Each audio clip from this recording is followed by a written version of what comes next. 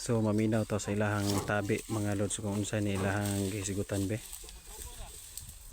So salamat kay sa Ginoo mga lods nga dili init ang panahon kay kung perting inita mga lods nya limar sa kabuk ang kakarga, so dili gini sila kalahutay og dugay.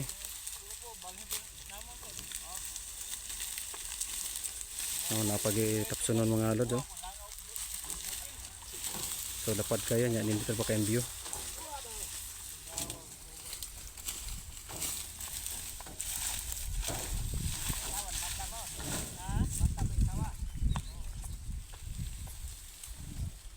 So mga lods, ako ang ituyok-tuyok ang ato ang video kay para makakita mo kung unsay mga palibot na mo dire.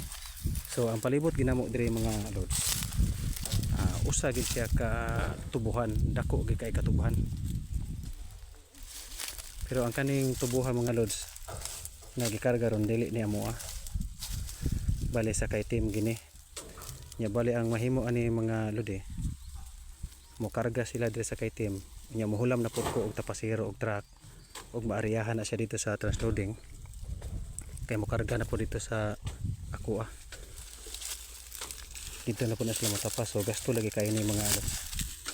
So mo ni ang tubo dito sa Negros, ang tawag niya 524. Nakita mo na kanang naigaumbok diha nga bura o kuan burag bra sa chicks ba.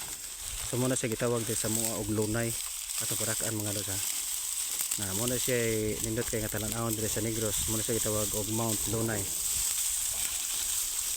So doldo rami sa Mount Lunay ang gatapas. Nya kanin tawhana mga lods gi pagamayon ra ni iyang pasaan niya pagkakuha mag pasaan ni tawhana. Nya mayo kaya hing bugkos niya guma na siya sa truck, tawag sa saklit. Oh. Boss. Pag gamay-gamayan ra lagi ko no boss. Dako ra siya kayo og pinasaanan mga lodi. Mo na siya obra diri sa Negros, so shout out diya sa mga tapasiro diya sa malaing lugar pod. Kung naay gakarga-karga po diha, so mo ni diri ang kuan ang karga pod. So limar na sila. So ang uban gani diha mga lodi naagay tag 12 ka buok og tapila na sila diha ka buok ang karga, pero kani sila 5. So may na po, salamat na po sa Ginoo kay bisan og 5 sila dili mapod init ang panahon, so mapanganod ta. Pero ang giapas lagi nako ni mga lods nga dili pa unsa mabundak ang ulan kay para nga makuha po to nako dito ang dito sa ubos kay gapaharbis man pug ko. So wala na sa kagwanta mga lods, giuhaw na guro ni, gigutom ni. Gigutom na ka? Ha? Nakoy kanon dre. Uhaw.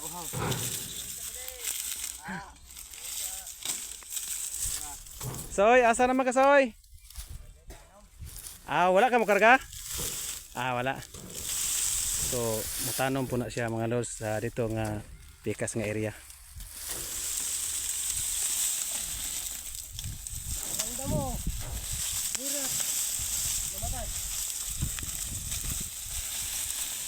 So ikatulong pahuway na nila. So siguro ang ikaupat o ikalima pahuway na nila, makaabot lagi sila ng kaha. Kay upat pan ka tao ang mipasaan og tubo niya, ang usa nagpabilin sa babaw kay mo'y butang anang gitawag og stick. Gistikan na niya.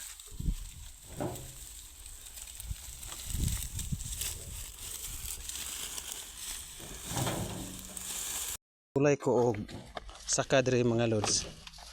Kung say kahimtang din nila sa babaw, so mo ni siya mga lodi. Na ya diha na siya ibusdak ana nang murag na ibakante nga gamay, diha na nila ibutang, ilapan na nilang tungaon. Oh. Diba? Nganaon na siya pag-ariya. So shout out diha sa mga tapasiro po diha sa Bohol. So sa Bohol diha ang inyo tapasiro nyo diha sa Bohol. So mao ni diri ang areada sa taga Negros. Oh. Ha? Mao ni ang obra pod ni Ihado, ang tawag ani sa yang obra pod saksakiro. Siya po na mo putol-putol anang tubo. Yahan na siyang pino-pinohon. Dili po yung mga pino-pino kayo. Idol, malapit na tayo mabot sa idol. Ha?